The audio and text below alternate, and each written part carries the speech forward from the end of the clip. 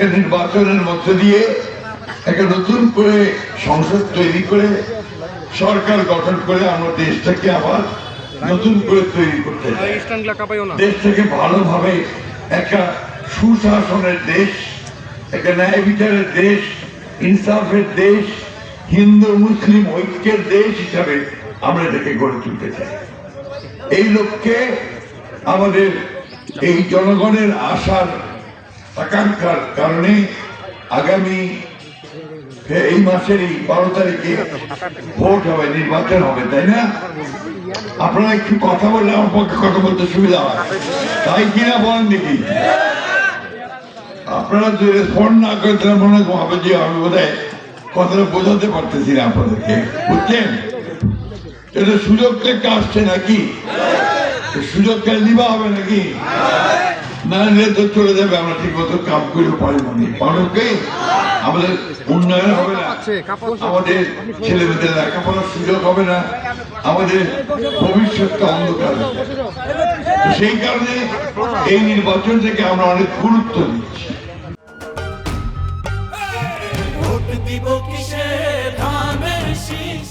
সবাই জানেন এমনিতে নির্বাচনে আমরা বেশিরভাগ সময় যেটা করি আওয়ামী লীগ বিএনপি, তাই না?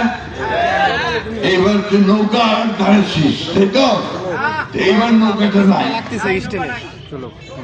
আপনারা সবাই জানেন আন্দোলনের কারণে নৌকার যিনি প্রধান নেতৃত্ব দেশ ছেড়ে চলে গেছেন এবং সরকার নৌকা আওয়ামী লীগকে এবার ইলেকশন করতে দিচ্ছে না।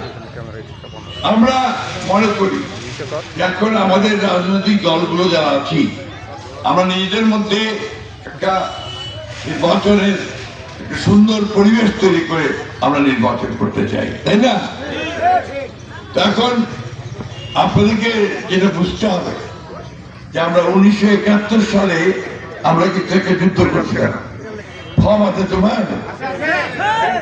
ঠিক আছে, ফর্ম আছে নাকি? 1971 সালে আমরা যুদ্ধ করছিলাম। এই যুদ্ধে আমরা লক্ষ লক্ষ মানুষ শহীদ হয়েছি। আপনাদের এই এলাকা এবং সমগ্র বাংলাদেশ থেকে বেশিরভাগ মানুষ ভারতে চলে গেছে, প্রায় 1 কোটির উপরে। আর সেই সময়ে পাক হানাদার বাহিনী, সেনাবাহিনীর সঙ্গে যোগ সাজস করছিল একটা রাজনৈতিক দল, জানা আছে আপনাদের? সেই দলটা হচ্ছে জামাত ইসলাম। এই জামাত ইসলাম দলটা 1971 সালে আমার যুদ্ধে বাধা দিয়েছে, সহায়তা করার জন্য থাকে। আমরা যখন পাকিস্তান সেনাবাহিনীর সঙ্গে যুদ্ধ করতে তখন এরা পাকিস্তান সেনাবাহিনীকে সাহায্য করছে। সত্য কথা, আমি নিজে মুক্তিযোদ্ধা একজন, অনেকে আছে মুক্তিযোদ্ধার সঙ্গে জড়িত। এই এলাকায় অনেকে প্রাণ চলে গেছে। আপনাদের এই এলাকায় অনেকে ইন্ডিয়া চলে যেতে হয়েছিল না? ভারত গেছিলেন তো অনেকেই, সব বাড়িঘর ছেড়ে সব চলে গেছে, আমরাই গেছিলাম। তখন ওইখানে আমরা 9 মাস যুদ্ধ করছি, কষ্ট করছি। সেই দলটা যারা আমাদের মুক্তিযুদ্ধে সহায়তা করে নাই, সাহায্য করে নাই, উল্টো পাকিস্তান সেনাবাহিনীকে সাহায্য করছে, তাদের কাছে কি আমার এই দেশকে আমি নিরাপদ মনে করতে পারি? নিরাপদ মনে করতে পারি? তাহলে কি তারা আমাদের কাছে ভোট আশা করতে পারে?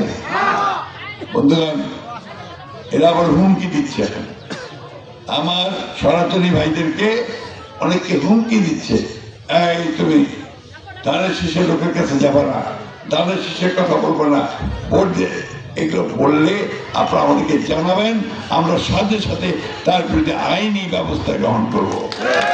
সরকারকে পরিষ্কার করে বলিয়েছে এই নির্বাচনে কেউ কাউকে হুমকি দিতে পারবে না, এই নির্বাচনে কেউ কাউকে ভয় দেখাতে পারবে না। যদি দেখায় তার বিরুদ্ধে ক্রিমিনাল অ্যাক্টে আইনের ব্যবস্থা নেওয়া হবে।